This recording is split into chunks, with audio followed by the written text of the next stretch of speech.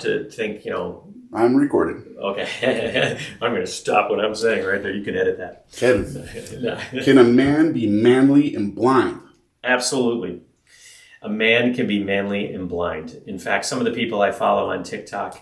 Hold on, sorry about that. I want to start that all over. Oh, yeah. Can a man be manly and blind?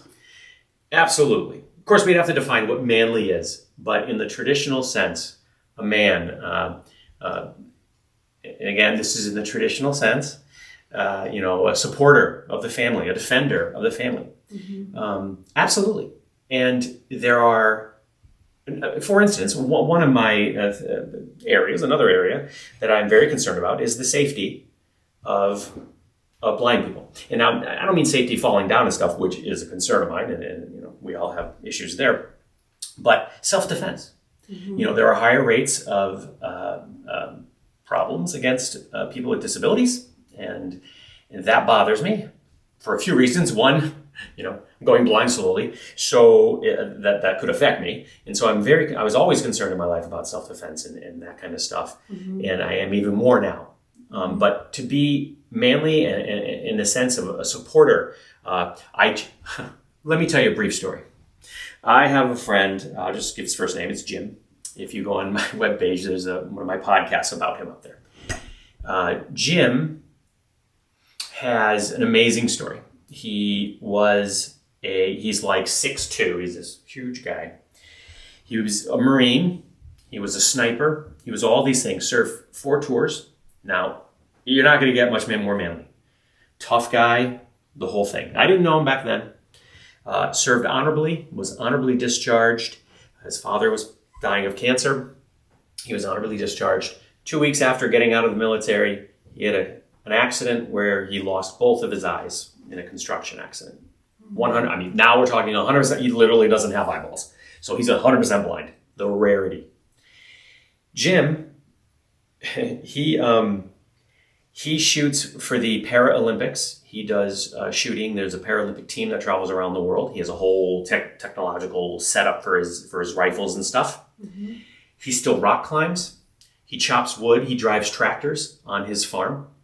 He still shoots. He has sent me some great videos of him shooting. Of course, he has assistance with his children, his son, and it's amazing. You're not going to find a tougher guy. He's 100% blind, and he's awesome. He plays blind hockey for the Hartford Brailers right here in Hartford. And he's incredible. Nothing stops him. He has a guide dog.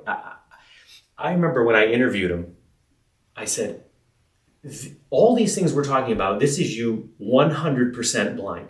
I said, I can't even fathom how effective you were when you had your full vision. I just can't even imagine. You're like, and he admits there were dark times for a couple of years. And then I think it was actually the hockey that got him out of, kind of off the couch and back, and unstoppable now. Mm-hmm. And he's just an awesome guy. So can you be manly? Yeah, you can be. You might have to, do we need some help where maybe, manly men don't need it? Yeah, we do. But that doesn't take away from the fact that men who are blind can do just about everything that a fully sighted person can do. Mm-hmm. Absolutely. I would agree. It's a great question. I like that question. Yeah. What is it like, and this is a general question of both of you guys, to the folks at home that are blind, wondering about having kids? What would you tell them? Both of y'all have had kids. Mm-hmm. What would you tell people wanting to know, can I parent while blind? Suzanne, you want to take Absolutely. Absolutely. So when I was earlier in my vision loss, when I was thinking of having children, a doctor told me not to restrict myself from enjoying having children because my condition was very rare and it probably would be fine, and not to deprive myself of that pleasure. So I did have children. I had quite a bit more vision then than I have now. I was able to be a very good mom, but I knew how to read price tags in stores when they were 3 years old. What are the numbers, honey? Where's the dot? Oh my gosh. Fantastic. And but then when my grandson came along, I was petrified because now I'm really fully into a much greater vision loss. I was so afraid I couldn't take good care of him. And I figured out ways and things to do things differently than I had done traditionally to, change a diaper and have his little bum be whistle clean like, I would want it to be, and dressed cute and loved and kept safe. And, if it meant getting down on the floor and physically blocking the stairs with my body, that's what I did because, whatever it took. And I am very, very close to him today. I spent more time with him than my 2 grandchildren who live in Texas. We're very, very bonded. I am with all of them, but he and I have spent a tremendous amount of time together. And it actually has really helped him to develop compassion and understanding and to be thoughtful, to help someone that might need help. I think it took a little. It wasn't always that way, but I really think that it's not a bad thing at all. That's wonderful. Yeah, I totally agree. Of course, my vision loss being progressive. When now early on, I always said, "Oh, I don't want kids. I don't want kids." When you're in your early 20s or whatever, and that may have been true, but my mom always said I was full of it. She knew that once I had kids, I was going to be head over heels, and I was, and I am. Absolutely, having kids. I mean, we'll just stipulate that. Yeah, there are challenges. Of course, there's challenges in any relationship, especially as kids get older, and this and that. There is no greater pleasure for me. I have 2 daughters, and then now I have a stepson. And Suzanne, when you mentioned compassion, my daughters, they kind of grew with me as my vision declined. It was almost at the same time. Yeah. And so they're amazing. Especially my oldest daughter, she's was in Texas for school, and she's up here now in Connecticut, but she's actually moving back to Austin. But when I'm with her, tremendous help. But everyone is in my life. I cannot say enough how important everyone is. My wife, through everybody. But my stepson, Zach, he, has spent a lot of time with me, especially in the last few years because my other girls were out of the house. So he's really been around for some of maybe the more dramatic changes. And he is amazing with me. And it's, you do that. Is that taught or is that, you just learn that? I don't know what it is, but he's amazing with me, and he helps so much. And there is never an issue like I don't want to do that, or I don't never. And the girls are the same. My daughters are the same exact way, but they're just not here anymore as much. So Zach, is the one. Right. He, just going outside. We're going to go somewhere at night. He runs out. He opens the door for me. I mean, in the car and shuts it, and he's just all over it. Yeah. And that's the way my daughters were. And when I'm with them, that's the way they are. They are very helpful, and so I think having children is an enormous blessing.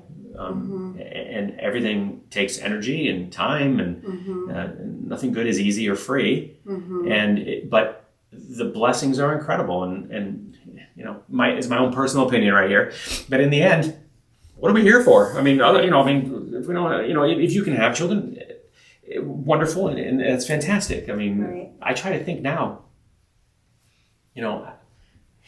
There might be some jealousy sometimes. We have friends without kids, and they're off, younger than us in an RV exploring the country. Yeah. But no, children have been just fantastic, and I couldn't imagine my life without them. Right. No, Right. Absolutely, there's no way. Right. No way. And one thing, I don't know if you ever heard this, but people have asked me, did you worry about them having the eye disease? And I said, no, I never did. They're like, well, how do you know they don't have it? I said, well, they can see at night, first of all, because that's the first thing that goes. Yeah. And with RP usually. And I said, no, they have incredible nighttime eyesight. But that would not have stopped me. You know, when my parents, you know, it's a recessive. I guess that I'm no geneticist, but I understand that they each carry the gene, and it's just, you know, one of a bazillion that they happen to come together, and the gene, you know, got 2 of us out of 3 got it. The chance that, you know, their mother and I each carry the gene would be so rare. Of course, my parents had that, you know, that probability happen, but it wouldn't have stopped me anyway, because I believe you can live a full and, as we were talking about, a full and excellent life, you know, with low vision anyway. Right. So I would never let that affect it. Right. Yeah. Right. No, it is so true. And we live in a great era with technology for, you know, blindness or other disabilities. It's such a difference from even when I was growing up. And the technology that we have now is so, it just really enhances.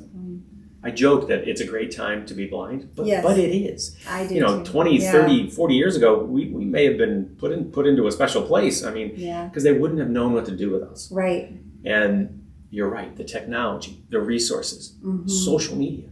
I mean, Blind Talk, which is a TikTok kind of like section of TikTok where all the blind people like make videos and talk about the issues and everything. It's fabulous. And what a way to get the word out and to help educate. You know, you just got to find the good side of TikTok, and that's one of it. It's so important. And you're right. What a time to live, you know. And, And it's getting better all the time. You know, what's being developed is that we don't even know about yet. Right. Yeah. And that's the stuff that my older brother is working on. You know, he's fortunate enough that he worked hard and he retired very early, and that's all he does full time. And he's starting to give talks at conferences all about the technology, and he's doing something with MIT in a few months. You know, just real involved, and it's so great. You know, and I'm glad he's doing it because it's not my area of specialty, but I love it. I think it's great that all this technology is happening. You know. And a lot of it's featured on, you know, the social media, and which is good. It's more accessible for us to know now. Yeah. And, you know, the more they do it, the technology, and make, you know, the cheaper we'll get eventually. It's one of my pet peeves, of course, with these, you know, technology is that, you know, they may come out with these whatever glasses or Orcam or whatever, but it's like $5,000. Then that brings me back to the things I'm concerned about, which is, you know, people with low vision and blindness are typically more in poverty and less income and everything else. So it's wonderful that we have this technology, but a lot of people can't afford it. So, but the more they do it, prices will come down, hopefully, and more people will be able to get it. Right. Yeah. Right. That's right. Yeah. Yeah. And you have some knowledge of the surgery for RP. Are you able to talk about that? I can, yeah. So, a few years ago, family, like I'm sure you both understand, you know, family members will send you articles when something pops up, right? Oh, look at this, right? You know, and so you get these articles, and, you know, great. And I had heard about this Spark Therapeutics and this gene therapy that they were working on, like I think about 4 years ago. I probably first heard about it, and it showed possibilities, improved night vision, possible, you know, arresting of the progression. And that was great. People are like, oh, you should get this, right? That's always the, you know, except it was just about $1 million. So I'm like, well, that's great. But no, you know, I don't have $1 million. And so the years kind of went by, and more articles get sent to me. And so a few years ago, like 2 years ago, I was up at my retina doctor up in Massachusetts, and they asked if I would do some genetic testing. Sure. So they tested me, and they ended up testing my dad, my mom, my brother, of course, because he has it. And long story short, we find out that we do have this gene. It's the RPE65 gene. This is the specific gene that this specific therapy works on. Supposedly, there's only 2,000 people that actually have this gene in both copies, meaning both parents. And we're 2 of them, my brother and I. So, that's great, but the surgery is still $850,000. So, we've had some negotiations, and there's going to be some assistance and this and that. So my, I don't want to give too much away. My brother, it's his health care, but I can tell you that he's going to, I believe, get the surgery, and I'm going to be eyeing him very closely. I am up for my final medical checkup with Mass Pioneer on early January. And if, I'm sure I assume I'll be approved, since I know my brother was, and he's older than me. So I assume with my vision, I'll be approved. Honestly, the biggest issue I have now is, if I do get approved, and I think I will I do it? Because some of the side effects, glaucoma, well, I have that. I'm already on drops for glaucoma. He does not, my brother. Cataracts. I have the beginning of cataracts. He does not have that. And the third one is complete blindness, loss of central vision. Now that's a problem. I'm in the position I'm in, like we discussed. I read for a living. I still am working. I haven't won Powerball. I'm working on that, but it hasn't come through yet. And so, I can't afford, just in general, not just financially, but just in life, to have that as a side effect. So, and they have to detach the retina to put the medicine, some of the medicine behind your retina. That's, a little nerve-wracking to me. Scary stuff, right? It's a little scary stuff. Yeah. And so I don't honestly know what I'm going to do. It's just, I've been, thinking about it, praying on it, doing a lot of things, talking to people. I asked that question on TikTok. What would you do? And I get some really interesting answers from people.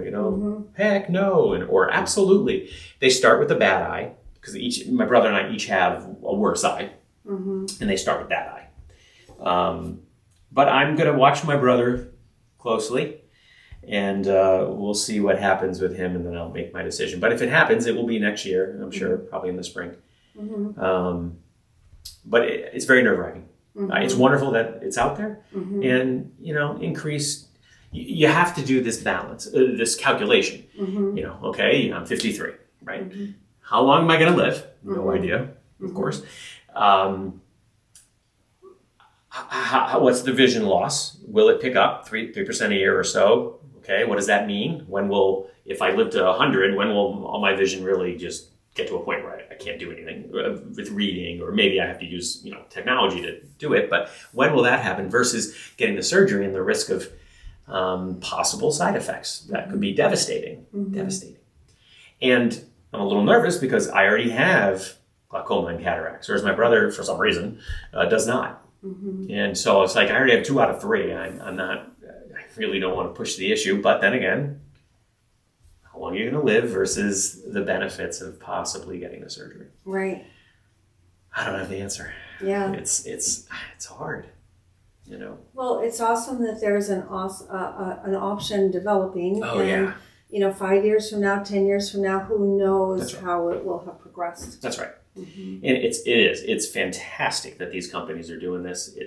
Luck of the draw that we are so spot on for what they're looking for, and that's great. And they've been nothing but fantastic. The companies involved, Mass Pioneer, the company that created it, they've been excellent.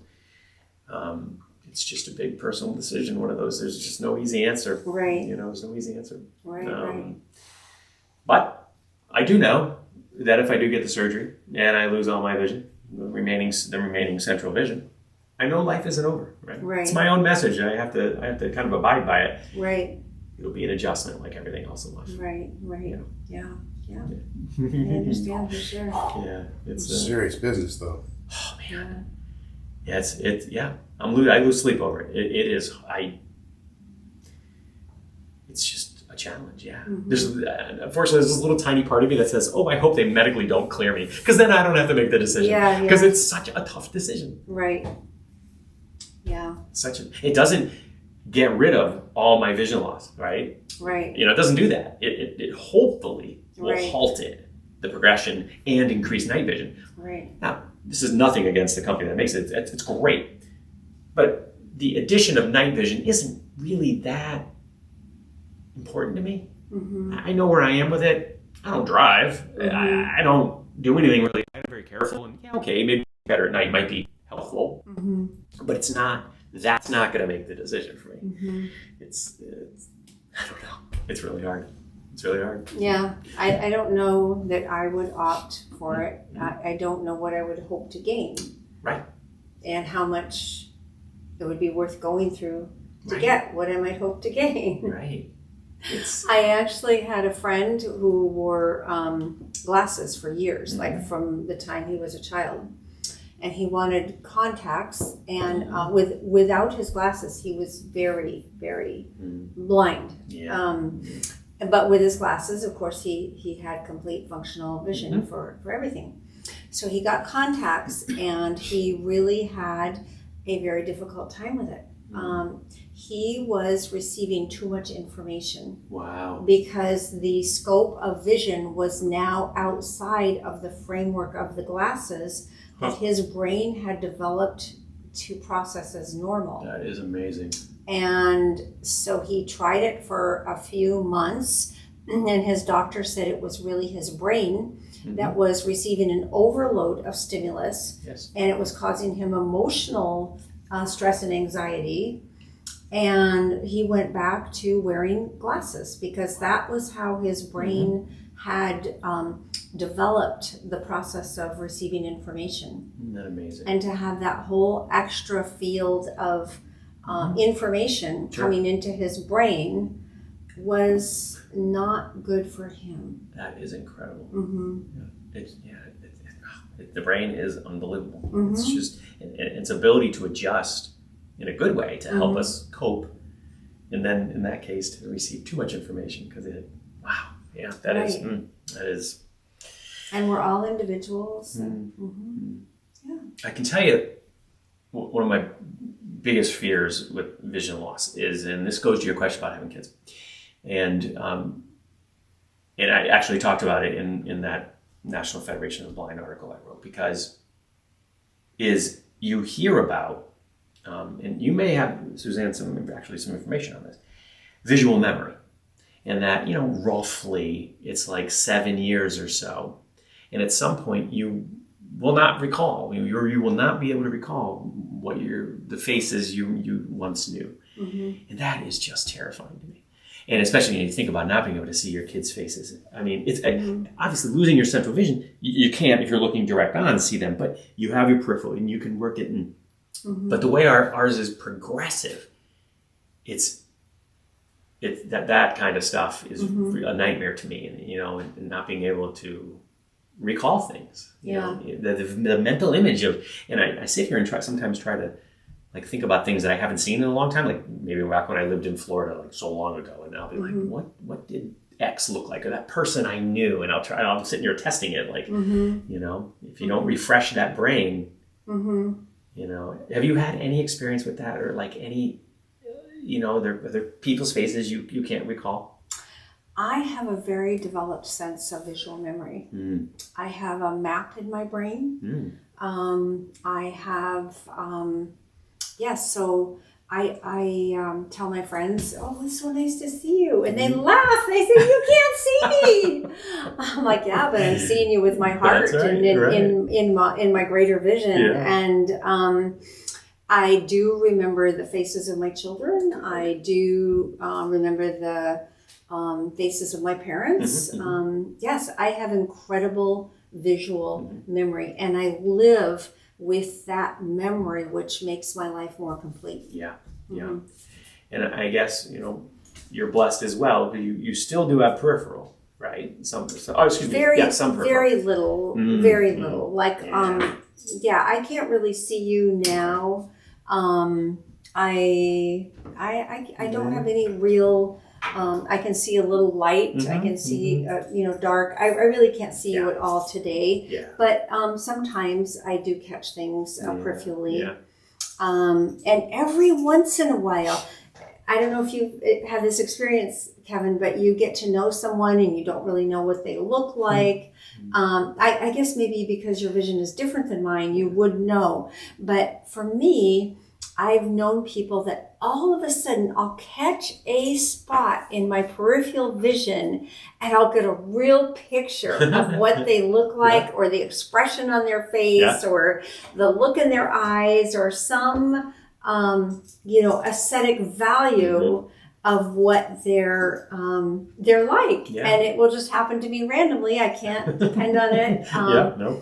But that's very intriguing to Oh, me. I bet. Yeah. That's great. Mhm. Oh, jeez. Yeah. Yeah.